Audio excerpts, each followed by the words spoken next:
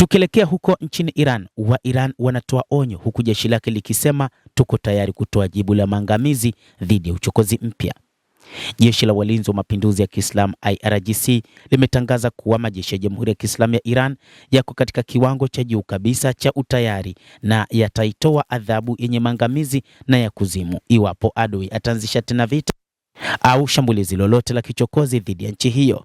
Hii ni kutokana na kile ambacho Iran imekiona kwa muda wa miaka mingi kwamba Marekani si nchi ya kuamini hata kidogo, kwa maana wanaingia katika mazungumzo, lakini katika mazungumzo haya Marekani imekuwa ikiwa na mazungumzo ya udanganyifu, haizungumzi ukweli na baadaye huenda ikaingia katika mashambulizi tena. Na hii imethibitishwa mwaka uliopita mnamo mwezi Juni, ambapo licha ya kuendelea na mazungumzo, lakini ni Marekani iliyoanzisha mashambulizi dhidi ya Jamhuri ya Kiislamu ya Iran. Kadhalika ni Marekani ambayo ilikuja kujiunga na vita katika kipindi hiki mnamo Februari 28, ambapo ilimuua kiongozi mkuu wa serikali ya kimapinduzi katika Jamhuri ya Kiislamu ya Iran, Ayatollah Al-Khamenei.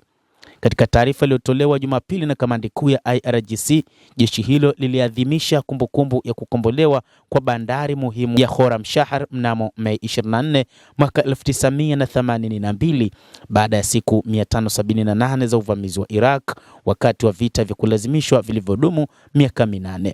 Taarifa hiyo ilisema kuwa baada ya miaka 44 tangu ushindi wa kihistoria wa Khorramshahr, taifa la Iran kwa mara nyingine tena limeibuka mshindi baada ya siku 40 za mapambano na mashambulizi ya kulipiza kisasi katika vita vya tatu vilivyolazimishwa na ambavyo hatimaye vilimfanya adui kuomba usitishaji wa vita kwa fedheha. Taarifa ya jeshi la Iran imebainisha kuwa majeshi yenye nguvu ya nchi yenu katika kiwango cha juu kabisa cha utayari wa kijeshi na uwezo wa kuzuia adui katika nyanja zote, makombora ya anga, majini na ardhini, anga za juu na hata mtandaoni.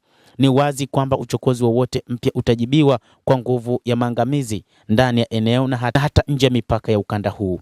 Iran imekumbana na vita vitatu vya kulazimishwa katika miongo iliyopita: vita vya Iraq mwaka 1980 na mashambulizi mawili ya kijeshi ya Marekani na Israel, moja la siku 12 mnamo Juni mwaka 2025 na lingine la siku 40 mwaka huu. Shambulio la hivi karibuni lilianza Februari 28 na likasitishwa Aprili 8 kupitia upatanishi wa Pakistan. Kamandi kuu ya IRGC imesema kuwa katika vita hivi vitatu majibu makali ya majeshi ya Iran pamoja na ushiriki wa wananchi yaliangamiza ndoto za adui na kuvuruga njama zake zote. Taarifa hiyo iliongeza kuwa somo muhimu lilipatikana katika ushindi wa Khorramshahr ni kutegemea nguvu za adui na za ndani za kujenga uwezo wa kuzuia adui kwa vitendo. Pia ilibainisha kuwa maendeleo ya Iran katika nyanja za nyuklia, makombora na sekta zingine za ulinzi yamemlazimisha adui kupanga upya mahesabu ya kimkakati. Endelea kutufuatilia mtazamaji, lakini ni kusihi usisahau kulike, kucomment, kadhalika kusubscribe channel yetu hii ili upate habari hizi kwa mapana hapa.